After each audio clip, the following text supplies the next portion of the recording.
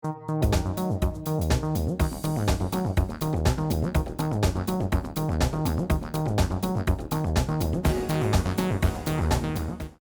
you all for the opportunity to speak to the Press Club. Thank you to many of our staff for being able to join us, and we may have a few of our board members who are able to make it in here today.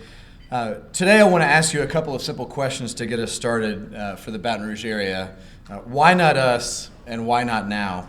Over the next few minutes, I want to make the case why those I think are necessary questions for where we are as a community as we begin this new decade.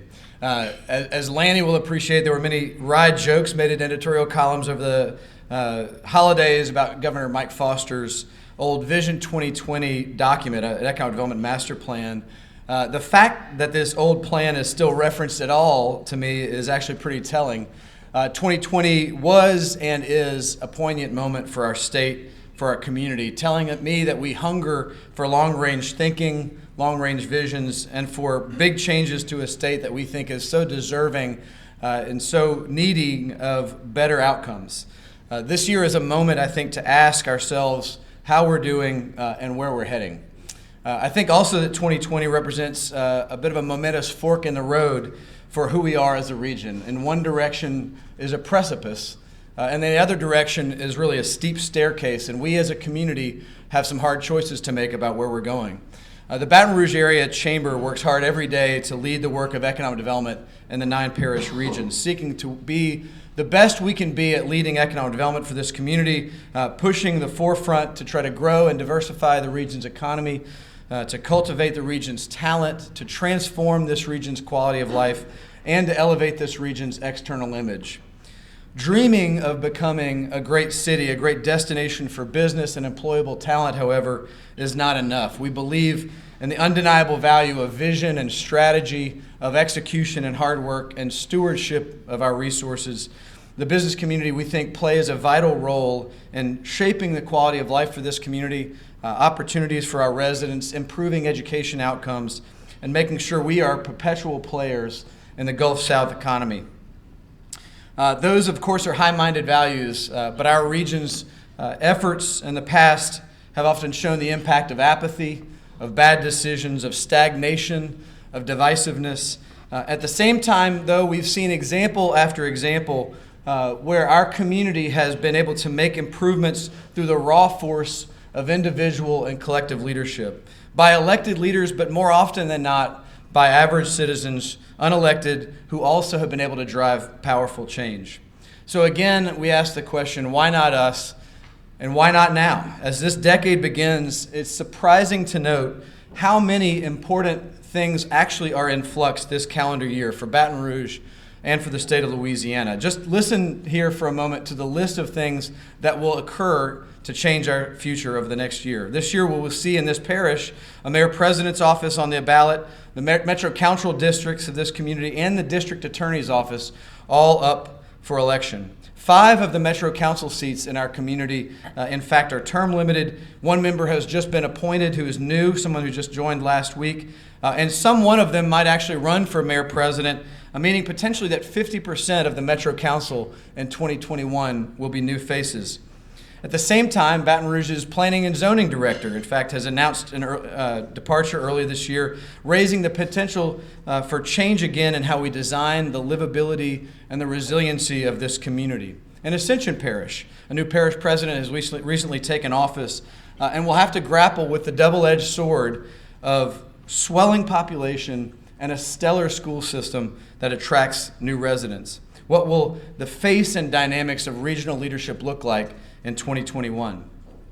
In regional education change, we can see the landscape shifting from elementary all the way to the flagship in the next year. We have, for example, after 5 years under Warren Drake, the EBR school system in 2020 will select a critically important new superintendent.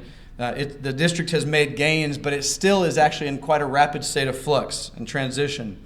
After almost 7 years of leadership, President Alexander has left, and LSU will select a new president this year. What priorities will the new president be able to influence at what is our most important economic driver for this region? And what will the funding that she or he face at the legislature look like? This year also, the Baton Rouge Community College will finish its search and name a new permanent chancellor. Will it continue to become better aligned with this region's workforce needs? At the state level, a substantially newly elected Board of Elementary and Secondary Education will name a new state superintendent for the first time since the year 2012, where John White has led admirably and skillfully for the last 7 years. And as badly needed as it is, will the future continue the progress for our children that's been made in recent years? Taken together, the impact on education alone is enough to pause, but when you look at all of 2020, there's even more. 2020 finds us in a year where a new governor is beginning a new term, his last term, and there remain still those serious questions about whether he's going to be able to succeed in a politically divided government to drive change that's needed for our state, but also to drive this capital region's economy. Many new members have joined the state legislature, including among those in the Capital Region Legislative Delegation that will, for the first time this year, this delegation will be led by someone other than the original leader of that delegation, Representative Steve Carter.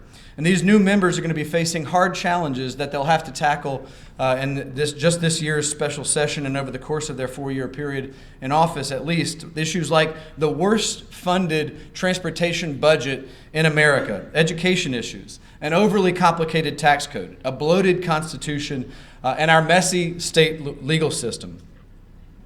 Nationally, while of course there is a presidential election that's going to tie us up in fits, perhaps more notably for us, Baton Rouge, back here at home, this is a year of a decennial census that will give us a true count of how we're doing on issues of population growth, measures of human need, and many other factors that are going to be important for us to pay attention to. As it relates to BRAC, 2020 also is going to be a year of transition for us as well. This is the last year of our current 5-year strategic plan. And while we've seen progress, we need to know where we're going to be heading for the next 5 years. And as we did back in the year 2015, our business community is going to research, it's going to benchmark itself, and it's going to write a new economic development strategy that will set the course of our work for the next 5 years through the year 2025. So in addition to all of that, we still have to also find a brilliant new LSU defensive coordinator to make sure that we have a chance to win again next year. All of these things are in play in just this year. And so you can see as you step back from all that 2020 truly represents a moment when the stars could potentially align to make what is hopefully an opportunity for us to become substantially better and to focus on big challenges. However, if this opportunity is missed, I think we're all going to look back at 2020 as a year that doomed our region to stagnation, continued levels of declining conditions perhaps, or lagging economic performance.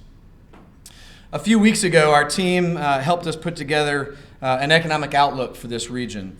And I shared that our indicators showed modest job growth that we've seen over the last year. In fact, last Friday, the final job numbers for 2019 came out, showing that this region added 7,700 jobs over the last 12 months between December of 18 and December of 2019, or about 1.9% non-farm job growth, which is good, better than we perhaps expected, but still not good enough to see what we have seen happening around the country. In fact, last year also we saw in our business development team 27 economic development projects announced in a single year, our highest number of projects that we've ever had announced in a single year since we began tracking it. With that all together is going to lead to, we think, 1,200 new permanent jobs from those 27 projects and $3.1 billion in new capital investment as a result of economic development throughout the capital region last year. For the 6th straight year in our business survey, our region's leaders said that traffic is the number one obstacle to doing business in this region, an alarming fact of how long it has been our major concern. But as significant as a concern as traffic is, we as a team, I think, were more alarmed by the population data. Our analysis showed that our population estimates for 2017 and in 2018 appeared to show that the Baton Rouge area is frozen in its population at about 831,000 people. And while that on its face might not be as alarming perhaps as the pain of sitting in traffic, And fortunately, it is at a time when we are significantly underperforming our peer metros, our competitor metros across the U.S., places like other U.S. capital cities and other university towns in this country, places like Columbia, South Carolina, or Richmond, Virginia, that have seen, in fact, higher rates of population growth in the last year, looking more like 1% population growth, where we were at 0% change in population over the last year. That fact alone may not be enough to raise the alarm bells for you, but when you look at the fact that over the last 10 years, estimates showed that, for example, Columbia, South Carolina grew by close to 8% in population, a place around the same size as us, while we grew at only about 3% over the last decade. We also looked at the net change in the migration of people into and out of this region. Last year, the analysis showed, when we did it 2 years ago, I should say, that our population gained about 3,000 people net, more people moving in than leaving. Last year, when we looked at the data is actually about a year old, showed that we lost about 3,000 people compared to our peer communities. We were the worst among the 10 cities we compared ourselves to, unfortunately, for that factor. When you think of all these things in combination, you can see the effect of that change. The highest 3 places of those 10s that we compared ourselves to gained between 6,000 and 9,000 people.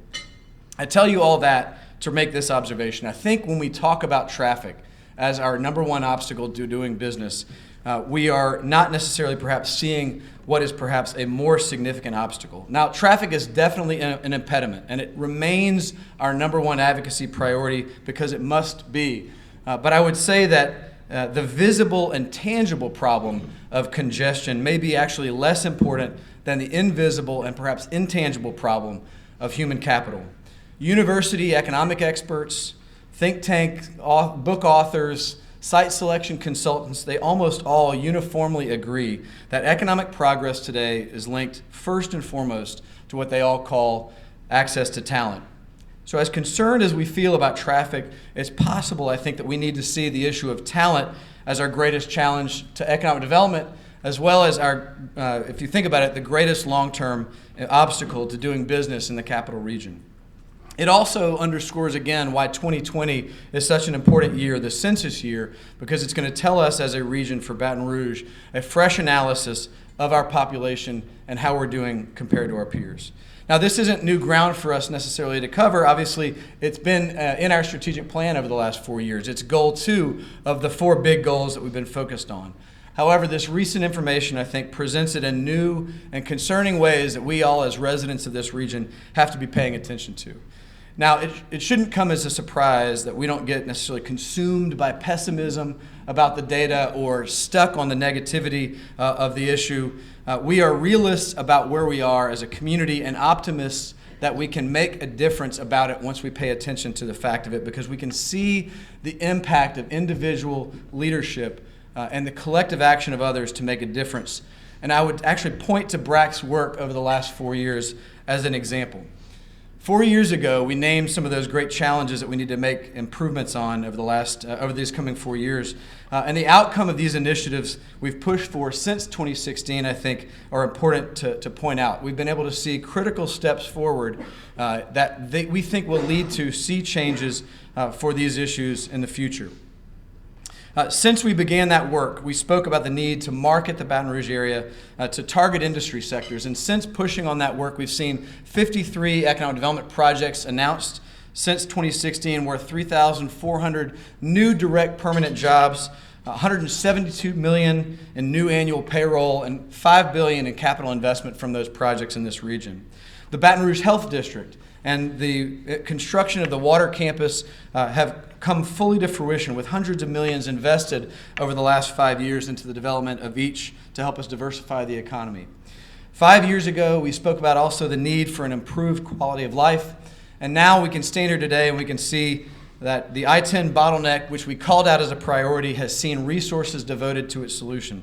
In fact, altogether, we've seen $1.7 billion addressed toward transportation needs since calling attention to that project, these project needs back in 2016. Thanks to a lot of political leadership at the state level, at the local level, and at the national level who have come in to help. All of those projects together have also been priorities made by a business-led coalition called the Crisis Coalition that has been working to make sure that we stay unified as a region to focus on our major priorities.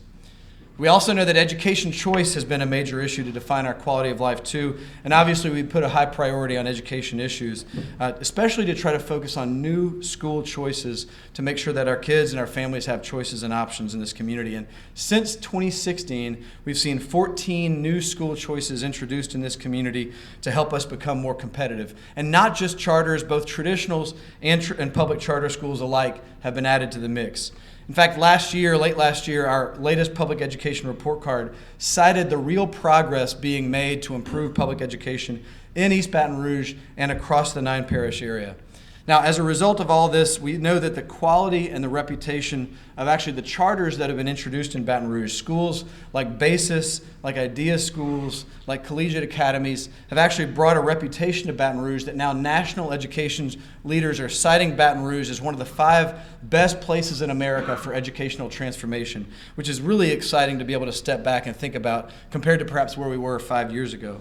I've been bullish on public education for a long time. My own kids are enrolled in public education here in Baton Rouge, and it still surprises me that it surprises other people when I tell them that.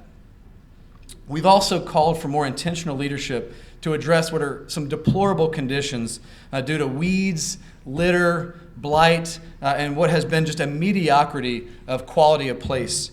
And since then, back at what we did in 2016, East Baton Rouge, for example, has created now for the first time benchmarks for measuring and tracking proactive maintenance efforts for this community. The voters of this community voted to put on $40 million of resources for community enhancement investments that will improve the visual appeal of corridors across this community. And last year saw the exciting announcement of funding for the Baton Rouge Lakes Project. Something that I think we will look back and see that it really is going to be, for those who know Austin, Texas, this is going to be our town lake, an asset that is going to help us retain and attract talent, not only give us a great and more beautiful lake to be able to call our own. We also called in our region's need to emphasize improvements in our external image to the outside world. And since then, we were able to secure the resources to hire an outside PR contractor, a national PR team that's been helping us promote Baton Rouge for the first time, with help from funding from a set of partners from Visit Baton Rouge, the Baton Rouge Airport, and from the Baton Rouge Area Foundation, leading to now, over the 3 years of that contract, over 100 positive media mentions about Baton Rouge in national media, where we've been able to get business stories and quality of life stories placed about Baton Rouge to help us tell the story of Baton Rouge as we're going after companies and people to move here. But in addition to all of these important efforts, we've also focused aggressively, as I've talked about, on the issues of access to talent. In a broad variety of ways, we've done so over the last 4 years, from schools to in-migration to diversity. We sought to increase the attention of our community on STEM education and made sure we were focusing on a stronger link between education and business in doing so.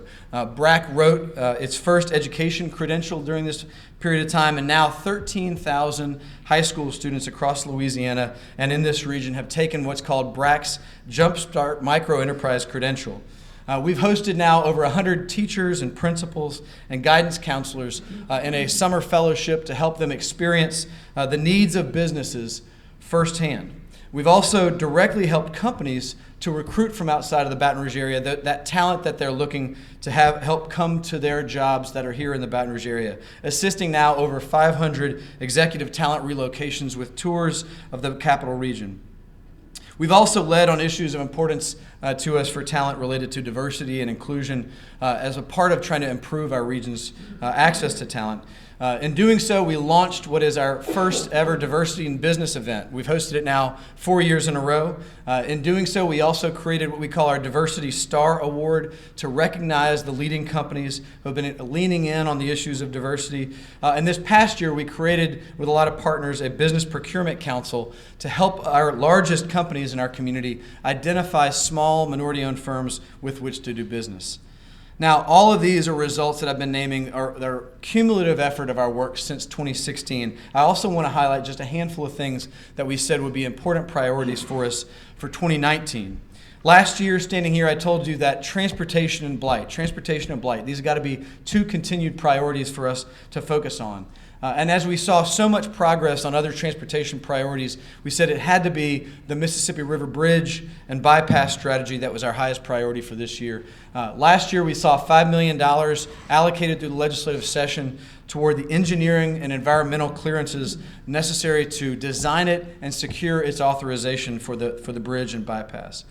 On blight issues, we said last year that we wanted to take a shot at passing legislation to make it easier and more cost-effective for local communities across Louisiana, but for our region especially, to put blighted properties back into commerce. And we did just that, working on the bill with the help of Representative Paula Davis, who authored the bill, and a statewide coalition of partners.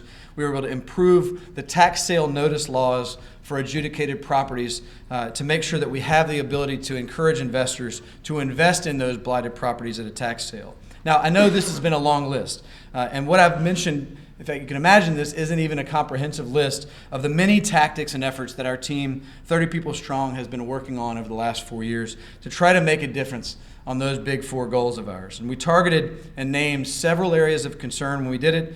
And over this year, over the last 4 years, we've been able to see progress. This being our 5th year, I'd say we're going to end strong, and damn it, we want to make sure that we do so by pushing hard on a handful of core issues. Winston Churchill, though, said that success is not final and failure is not fatal. It is the courage to continue that counts. And so we're going to continue moving forward to make sure that we are working hard, but I'd say we still have quite a long way to go. As I said when I started, why not us?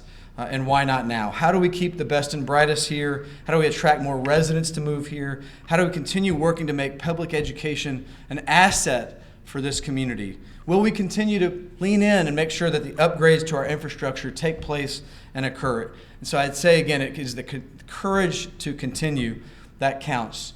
You'll see on the tables in front of you, and what we will be releasing today is our set of priorities for the year of 2020 to make sure that we finish strong for our 5-year goals. I want to name just a few of those and some of the reasons why.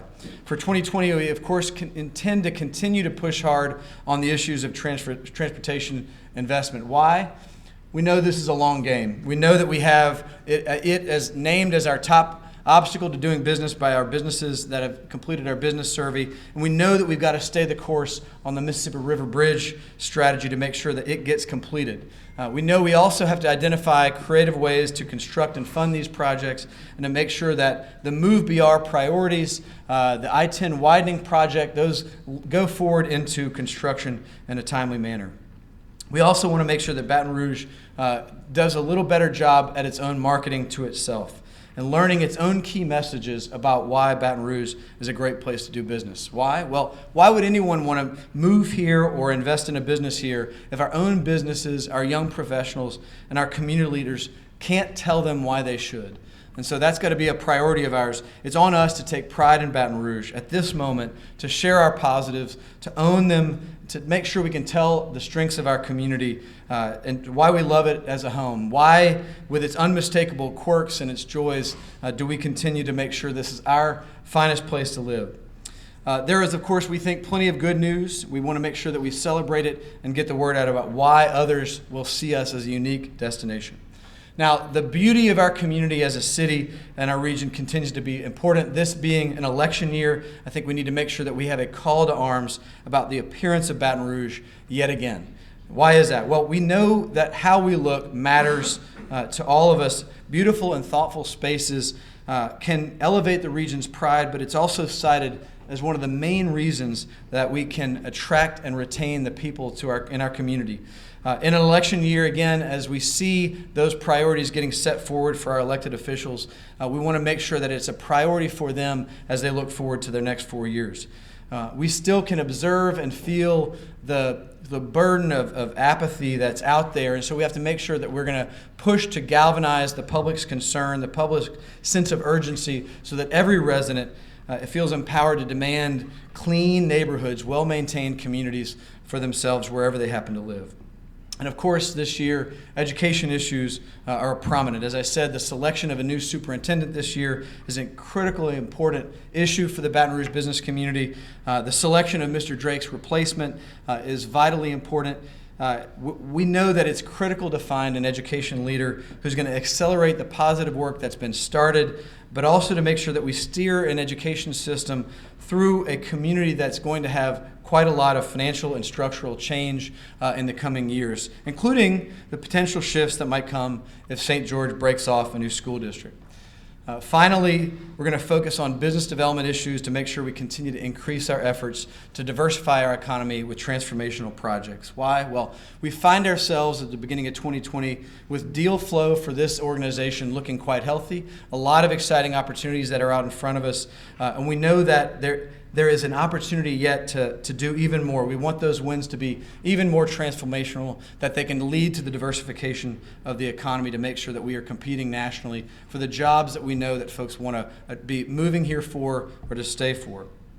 Talent, and again, our ability to attract it, to retain it, to develop it in our education and workforce systems, to engage it in helping us to co-create the neighborhoods and the community that we all desire to have in our community. This is by far, of course, our biggest challenge and our opportunity.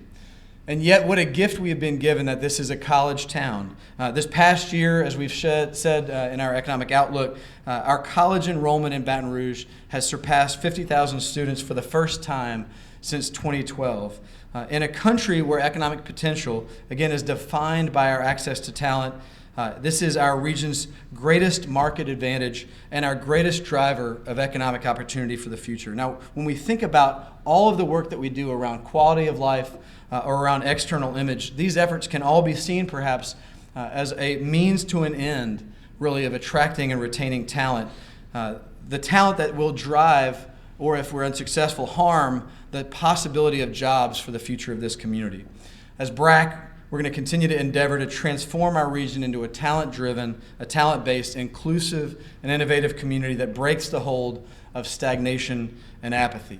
Attracting new businesses or improving education, quality of life, and infrastructure, these all, of course, have to be major priorities.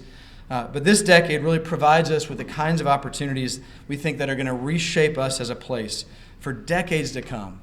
And as Coach O would perhaps say, the Baton Rouge area really needs to be one team with one heartbeat. And as we know, complaining isn't going to do much but create a headache for ourselves. So at BRAC, we're going to roll up our sleeves to make sure that we're working hard to try to drive change.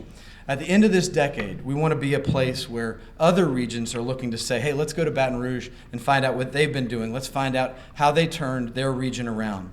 We think we're at a fork in the road, as I said, where in one direction is a precipice, in one direction is a steep staircase. And as Thomas Edison said, the reason a lot of people don't recognize opportunity is because it usually goes around wearing overalls and looking like hard work. So I'd say to you this, it's 2020, let's put our overalls on and let's go to work. Thank you for having us.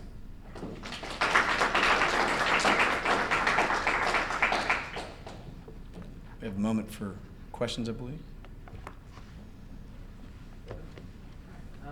Yes. So there's this story I was looking at I believe yesterday with Governor Edwards, perhaps his administration suggesting that there might be some opening up of ITEP toward programs and projects that have already been constructed or in the process of construction.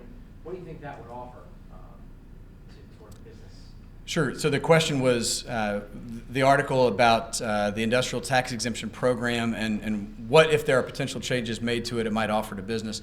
We're not necessarily familiar necessarily what's being proposed or what they intend to propose. Read the story today. What we have been asking for and pushing for about a year now has been to have a program where the state rules govern the program itself and not to see that the sort of local potential guidelines would be different from what the state guidelines are. If you're a business trying to make plans to invest in Louisiana and you see that the state is communicating with you one set of rules and communities are articulating a different set of expectations, it creates a disjointed program. And so we ask the question of who's in charge of the program and what are the rules. We need to make sure that they're clear and that they're applied consistently. If that gets fixed, I think to your question, what we hope to see is a plain set of program rules that everybody can understand what the rules are for the program going forward. We have said this too, in a community defined by manufacturing opportunity, for over a century we've seen a dynamic economy driven by manufacturing. What's important is to make sure that those industries continue to modernize and are incentivized to invest in their equipment to make sure that they remain competitive, not just in the U.S., but globally, to be able to retain the jobs that they have and hopefully then also grow new ones. So that's something we expect the incentive improvements could address. When do you expect that new 5-year plan to come out? So we're going to be working over the course of this year, starting with surveys of the business community, bringing in a lot of focus groups, small group meetings, young professionals, business leaders, bringing a set of data to them about who we are as a community and then asking them for feedback. That work is going to happen over the first half of this year, so we intend to try to draft something in final form to release by the end of this year. At the same time, we go back out to all of our organizations, investors. We're a business-led organization. The work that we do is funded by the private sector by and large, so we want to make sure that we remain in contact with those organizations about what those priorities are. And as we do every 5 years, we ask them to assess where we are and to invest in the work that we're doing for the next 5 years. And so all of that happens over the course of this year, and we'll be able to release that, we expect, by the end of this year. You listed 2020 goals, fiscal and governance reforms in city parish government. What specifically do you guys want to reform? So what we've seen is a concern perhaps that as the debate about St. George occurs and discussion has occurred, a lot of what is underpinning that, we think that regardless of what happens with St. George, is a need to focus on financial reform or parish reforms. This happened quite a lot in the plan of government conversation about what is the nature of the governance itself and what are the potential changes that would have to happen to the governance of the parish in the future. And so we expect to be a part of a conversation, hope to be a part of a conversation that looks ahead for 5, 10, 20 years, not just for the next 2 to 3 years, about what are the effects of these changes and what kind of things do we need to be anticipating that could be affected by all of these underpinnings to make sure that the community is ready for the changes to come. So it's early in the conversation to know what that might entail. What we know is there are a lot of changes that could come to the parish, to the form of government, a lot of folks need to be a part of that conversation, anticipating what could happen. That's well down the road, but we want to get our head focused on what might come later. There was also an extensive story in Sunday's paper about the kind of tension between the planning process along Plank Road and the more mundane but capitalist decision on where to put a store. How do you all approach that? Because, of course, shouldn't that be of some concern to the business community that a government agency is intervening in that zoning dispute? Well, I think for us, the question of quality of place, which I've talked about quite a lot here, is to think about the nature of redevelopment of corridors as well. And what we've been excited about this last year with the Plank Road redevelopment project is watching the effort to create a plan to galvanize the neighborhoods around where that plan is going to be implemented and to ask them to be involved in planning the future that's there. I think what's most important is that the residents are involved in a conversation about what they want in their community and their neighborhood. And I think it's absolutely part of the normal public process that the community weigh in on zoning requests that are being made, and those applications are ones that are obviously public meetings that invite the community to be a part of that conversation. I think what we're seeing is exactly that, a community that's in the midst of a planning process, thinking about what redevelopment looks like on its corridor and what are the types of businesses they want to see reinvesting in their corridor. And that's what I think we saw in the article, is that very fact of that public process taking place. This is not one we're going to weigh in on, obviously. I think it's important that the community be at the table and asking about where they want to head. But that's what the public process is for, to be able to allow for the neighborhood to weigh in on its priorities for its community. As would happen, by the way, in any part of this parish, too. You mentioned the $5 million that were earmarked by the legislature for engineering and other plans related to the bridge and the approaches. Was there a deadline for that to be completed, and do you know where it stands now? Sure. And what I was referring to, the question has to do with the $5 million for environmental and engineering services. It's not a parish investment. It's actually the DOTD project that they've released the RFP. They've selected a contractor, and it's under discussion, under debate, and under protest about the process of selecting the firm. It's been in the media the last few weeks. In the long run, whatever happens with the bid process, the important thing is that the resources are there, a firm will be hired, and that will lead the work to identify a location for a bridge and a bypass, and to go through some of the environmental kind of pre-clearances that are necessary for that to occur. We expect that that's over the next 2 to 3 years, probably that's going to take place, and that's what's just at the very beginning process. So if you take what's happened in the last 2 years, we saw 2 years ago the legislature created the Capital Area Road and Bridge District. The 5 parish presidents sit on that, chaired by Jay Campbell, the former CEO of Associated Grocers, and with the Secretary of DOTD on as well. So 7 members to that body. They have been really pushing over the last year the steps necessary to get us to a bridge and a bypass. The most important one is to engage a firm to finally set the bridge location and to do some of the environmental clearances necessary to get that done. Of all the things that were done back when Kip Holden had a loop effort that happened back in 2008, back in 2016, we saw DOTD do bridge location studies that really have never done the final work to pick the location and start to move forward with the environmental process of that location. And that's what we expect this work will do, all of which is necessary work even as we prepare to find a funding source to pay for the bridge. All of which is necessary work, and we're going to continue to be kind of bird dogging that. I think the next meeting of the Capital Area Road and Bridge District, in fact, is today to continue to have that conversation about what's happening in that bid process.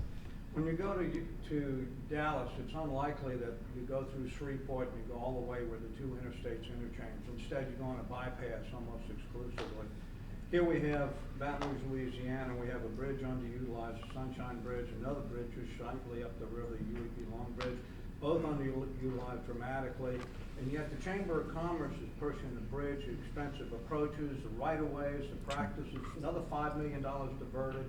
And yet pouring concrete on the ground is cheap. And that's known all over the country. So why would the Chamber of Commerce recommend another bridge when we can build access to Sunshine Bridge and UEP Long Bridge? It's a great question. So the question is, why are we pushing for a new bridge when there is an underutilized Sunshine Bridge, to your analysis, and there's an opportunity perhaps to do more with the UEP Long Bridge, kind of the old bridge, the 190 bridge.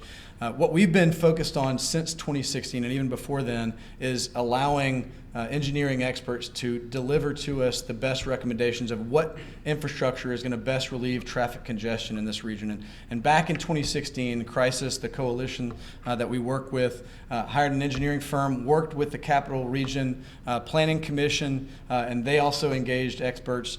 The analysis that they performed showed 4 major priorities necessary as mega projects to relieve congestion for this region.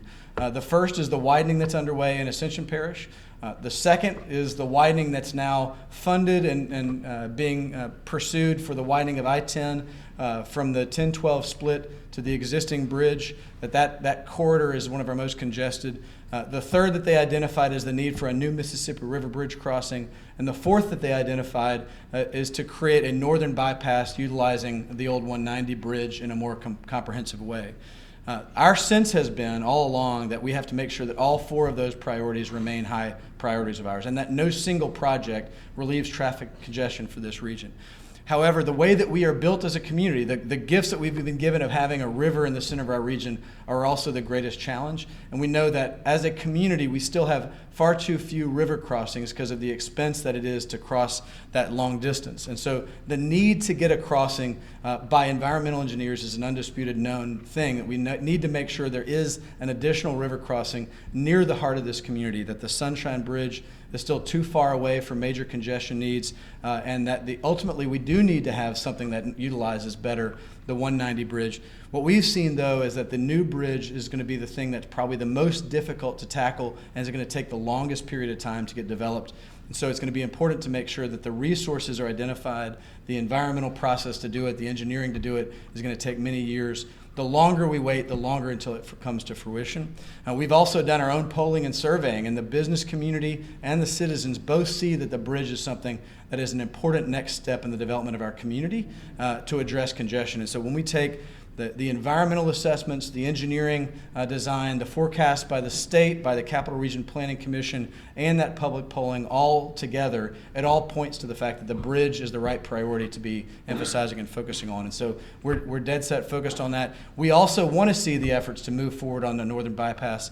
The resources, though, wherever they're going to come from, are going to be there to fund the bridge and/or that northern bypass project. So we're going to be emphasizing that progression of steps that I outlined. Those 4 big mega projects in the long run are the ones that are necessary for congestion relief for this region. In addition, I would say we championed that the Move BR project inside of East Baton Rouge, I've been emphasizing those mega projects, is going to do quite a lot to improve the arterial flow within the parish. And as the models showed when CRPC did it on Move BR, will also create quite a bit of what we think will be some congestion relief on the interstates as well. That's a good question. Thank you. Other questions for us? We've reported in the past about how when LSU has won national championships, they've seen bumps in applications for the next year. I guess I'm curious if that same principle applies to economic development. Like, does Baton Rouge become a more attractive destination for investors because of this national championship winning football team? I love that you want to connect this to football. I've been waiting for the opportunity to talk about that. The question was whether the national championship for LSU, as it leads to increased applications perhaps for student enrollment, does it also lead to more interest for business investment? What I would point to that's most important is that puts the name of Baton Rouge, the brand of Baton Rouge, in a national spotlight in an incredibly positive way. And you cannot beat that kind of free media at all. We have seen that our prospects have been interested in that story. It gives us a lot of attention. It does also reinforce messages that we have been putting out there, whether it's to site consultants, to companies directly, or to national media, that they're then focused back on stories that we've been emphasizing. And so we intend to continue to push those stories out there to know that we can seize upon the moment of Baton Rouge being in a national spotlight. We will also be looking at some point in the next probably a year or two at something we did back in 2016, which is the national awareness of the name of Baton Rouge. Something we polled on and surveyed on nationally back in 2016 showed that Baton Rouge didn't have a negative connotation in national kind of awareness. It didn't have a positive connotation either. What we suffered from more than anything was a general lack of awareness as a community. And so I call it, again, to the value of that brand recognition and awareness of Baton Rouge as a place has been incredibly valuable. Just to see the words Baton and Rouge next to each other is a positive for our community every time it can happen. I was curious, that polling of the national awareness of Baton Rouge, was that done prior or after to that tumultuous summer? So it was done prior to. Thank you. So the question was, the survey and polling that we did about the reputation of Baton Rouge was done in, I believe, March, April of 2016, so preceded the Alton Sterling event, the police shootings, our flood. All of that came after that. It also preceded Les Miles's firing, which actually spiked higher on Google Trends if you happen to ever search for that. It's embarrassing. But it is something that we continue to track, is kind of pay attention to our national awareness and our brand reputation.